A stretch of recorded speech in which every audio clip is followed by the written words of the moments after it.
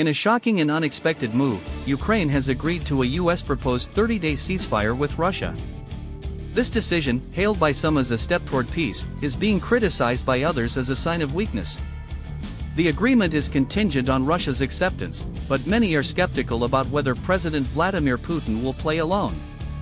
While some believe this could be the beginning of the end of the war, others argue that Ukraine is being forced into a deal that benefits Russia more than it does Ukraine. One of the most controversial aspects of this ceasefire is the involvement of the United States. President Donald Trump, who has been vocal about wanting to mediate the conflict, expressed optimism, stating, "We have a big meeting with Russia tomorrow, and some great conversations hopefully will ensue." But critics argue that Trump's push for the ceasefire is more about his political interests than genuine concern for Ukraine. His administration has been accused of pressuring Ukraine into negotiations while simultaneously lifting restrictions on military aid that had been frozen to encourage peace talks. Is this diplomacy, or is it coercion? Meanwhile, Ukrainian President Volodymyr Zelensky is walking a fine line. On one hand, he has framed the ceasefire as a positive step, emphasizing that it will include a halt to missile, drone, and bomb attacks across the entire front line in the Black Sea. On the other hand, many Ukrainians see this as a dangerous gamble.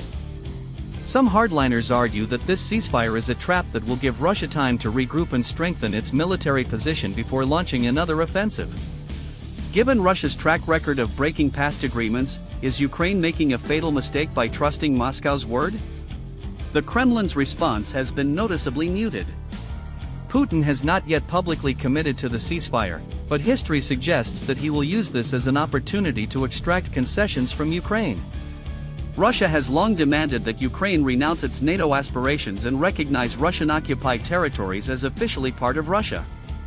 If Ukraine's agreement to this ceasefire is seen as the first step toward those concessions, then Kyiv may be walking straight into a diplomatic ambush.